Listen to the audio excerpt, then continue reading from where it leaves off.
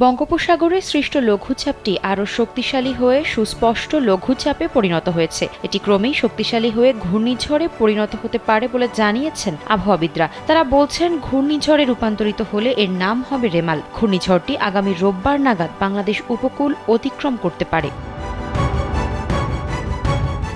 বঙ্গোপসাগরে সৃষ্ট সুস্পষ্ট লঘুচাপটি ২৫ মে ঘূর্ণিঝড়ের রূপ নিতে পারে বলে জানিয়েছে ভারতের আবহাওয়া অধিদপ্তর। পরের দিন ২৬ মে সন্ধ্যায় রেমাল নাম নিয়ে ঘূর্ণিঝড়টি বাংলাদেশ ও ভারতের পশ্চিমবঙ্গের উপকূলীয় অঞ্চলে আঘাত হানতে পারে। ওই সময় ঘূর্ণিঝড়টির বাতাসের গতিবেগ থাকবে ঘণ্টায় ১০০ থেকে ১২০ কিলোমিটার।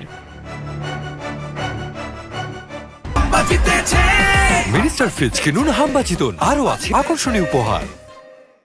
এদিকে কানাডার সাসকাচুয়ান বিশ্ববিদ্যালয়ের আবহাওয়া ও জলবায়ু বিষয়ক পিএইচডি গবেষক মোস্তফা কামাল পলাশ নিজের ভেরিফাইড ফেসবুক পেজে এক পোস্টের মাধ্যমে জানিয়েছেন, বাংলাদেশে সৃষ্ট লঘুচাপটি শুক্রবার দিনের যে কোনো সময়ে নিম্নচাপে এবং সন্ধ্যার পর থেকে শনিবার সন্ধ্যার মধ্যে গভীর নিম্নচাপে পরিণত হওয়ার প্রবল সম্ভাবনা রয়েছে। শনিবার রাতে গভীর নিম্নচাপটি পূর্ণাঙ্গ ঘূর্ণিঝড়ে পরিণত হওয়ার সম্ভাবনা রয়েছে।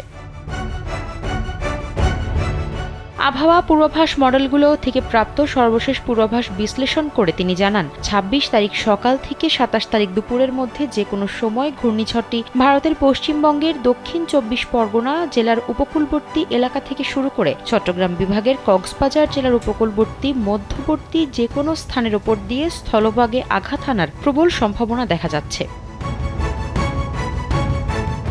অন্যদিকে আবহাওয়া অধিদপ্তর সূত্রে জানা গেছে, শনিবার থেকে নিম্নচাপের প্রভাবে উপকূলীয় অঞ্চলে বৃষ্টি শুরু হতে পারে। এর আগে বৃহস্পতিবার দুপুরে এক সামুদ্রিক সতর্কবার্তায় আবহাওয়া অধিদপ্তর জানিয়েছিল, দক্ষিণ পশ্চিম বঙ্গোপসাগর তৎসংলগ্ন পশ্চিম মধ্য বঙ্গোপসাগর এলাকায় অবস্থানরত লঘুচাপটি সামান্য উত্তর পূর্ব দিকে অগ্রসর ও ঘনীভূত হয়ে সুস্পষ্ট লঘুচাপ আকারে পশ্চিম মধ্য বঙ্গোপসাগর এবং তৎসংলগ্ন দক্ষিণ পশ্চিম বঙ্গোপসাগর এলাকায় অবস্থান করছে। এটি আরও ঘনীভূত হতে পারে।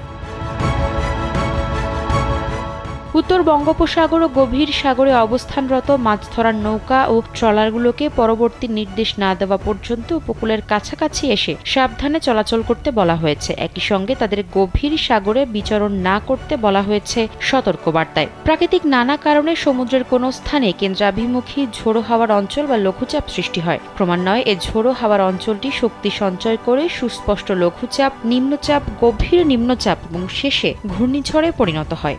আবহাওয়া অধিদপ্তরের তথ্যানুযায়ী সুস্পষ্ট লঘুচাপ হচ্ছে ঘণ্টায় ৩১ থেকে ৪০ কিলোমিটার বেগের ঝোড়ো হাওয়ার অঞ্চল। নিম্নচাপ হচ্ছে একটি ঝোড়ো হাওয়ার অঞ্চল যেখানে বাতাসের গতিবেগ ঘণ্টায় ৪১ থেকে ৫০ কিলোমিটারের মধ্যে, আর গভীর নিম্নচাপের ক্ষেত্রে বাতাসের গতিবেগ ৫১ থেকে ৬১ কিলোমিটারের মধ্যে থাকে। কোনো ঝোড়ো হাওয়ার অঞ্চলে বাতাসের গতিবেগ ৬২ থেকে ৮৮ কিলোমিটারের মধ্যে হলে তাকে ঘূর্ণিঝড় হিসেবে ধরা হয়। আফসারা নাজ, কালবেলা।